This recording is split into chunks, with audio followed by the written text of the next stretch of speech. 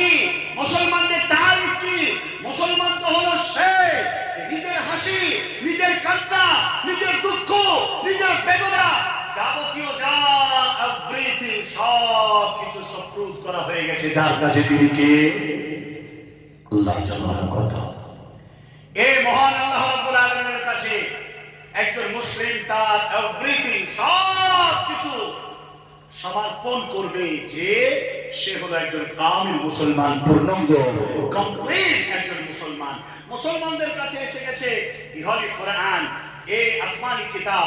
আজ শুধু এখানেই নয়, এই আসমানি কিতাব কি শুধু মুসলমানদের জন্য? জোরে বলেন, মুসলমানদের জন্য নয়। কাদের জন্য?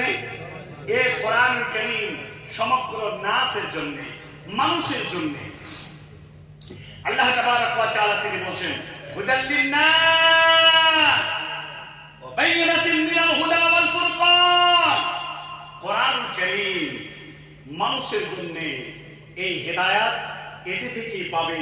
এই হেদায়েত প্রাপ্ত যে হতে পারবে সে কল্যাণকামী হবে, সে একজন কমপ্লিট মুসলিম হবে। এই হেদায়েতের দরওয়াজা একমাত্র এসে যাবে এই কোরআনুল কারীমের মধ্যে।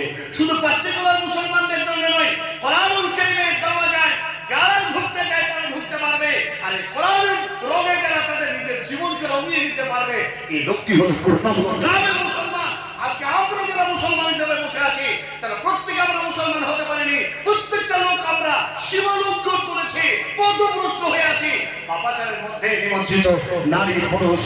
আজকে আমরা যারা পৃথিবীতে বালেগ শাবালক হয়েছি, যারা দিনকে বুঝি, যারা দিনকে বুঝার মতো আকীদা রয়েছে, যে রাখবেন আমরা সবাই এই আল্লাহ রাব্বুল আলামিনের দ্বীনকে যারা বুঝি, কিন্তু তারপরও আমরা উদাসীন, গাফেল। আল্লাহ তাবারক ওয়া তাআলা দ্বীনকে আমরা বুঝতে পারি না এখনো। এই জন্য প্রত্যেকটা ইনসানের, প্রত্যেকটা মানুষের আল্লাহ রাব্বুল আলামিন পরীক্ষা না করে পরকালে কাউকে ছুটকারা দেবে না। জোরে বলুন সুবহানাল্লাহ। কেন? একটা গরু, একটা ছাগল, একটা দুম্বা, একটা ভেড়া, একটা বাঘ, একটা শ্রীগাল এদের বিচার হবে না কেন? পাখি, পক্ষী, যে সমস্ত পোকা মাকড় পৃথিবীতে আরো সৃজনকৃত মাখলুক রয়েছে, এদের কেন হিসাব হবে না? পবিত্র কোরআন সূরা আস-সাজদা ভালো করে খুলে দেখেন, আল্লাহ তাবারক ওয়া তাআলা বলছেন যে তোমাদেরকে আমি শোনার জন্য কান দিয়েছি।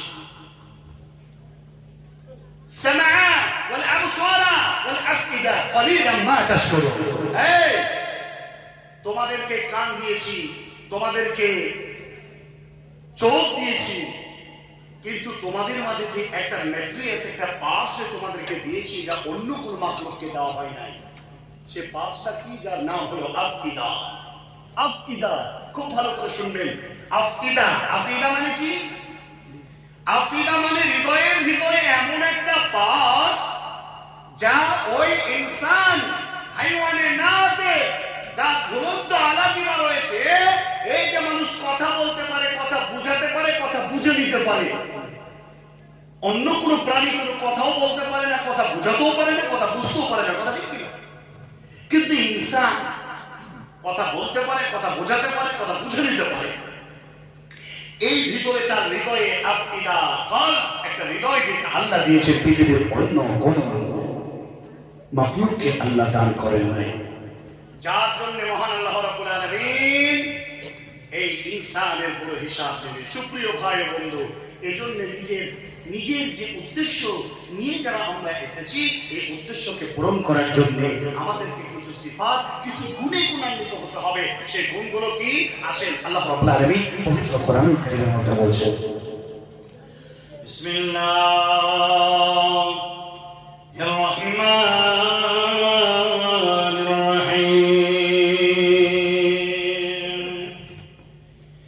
ইন্নামাল মুমিনুনা আল্লাযীনা ইযা যুকিরাল্লাহু ওয়াজিলাত কুলুবুহুম ওয়া ইযা তুলিয়াত আলাইহিম আয়াতুহু زادتهم إيمانا وعلى ربهم يتوكلون।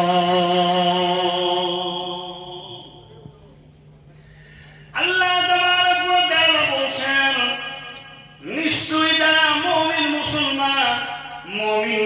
মুত্তাকি মুত্তাকুল পরহেজগার, যারা যাদের নিজের হাসি, নিজের কান্না, নিজের দুঃখ বেদনা যারা আল্লাহ তাবারক ওয়া তাআলার কাছে যারা সুপর্দ করে দিয়েছে, এরা কেমন হবেন? মহান আল্লাহ তাবারক ওয়া তাআলা বলছেন, এদের কাছে যদি আল্লাহ তাবারক ওয়া তাআলা যদি জিকির আজকার তাদের কাছে বয়ান করা হয়, এরা মহান আল্লাহ তাবারক ওয়া তাআলা তারা নাম শোনার পরে তাদের হৃদয়টা ভাইব্রেশন হয়, তাদের হৃদয়টা কেঁপে যায়, তাদের ভিতরটা থর থর থর থর করে কাঁপে। একটি উদাহরণ দিলে বুঝতে পারবেন। আপনার এই ভাগলপুর গ্রামে যদি হাই রোডের উপর দিয়ে কোনো হাতি চলে আসে, যদি হেনস্থ কোনো জন্তু, কোনো ভল্লুক বা কোনো বাঘ চলে আসে,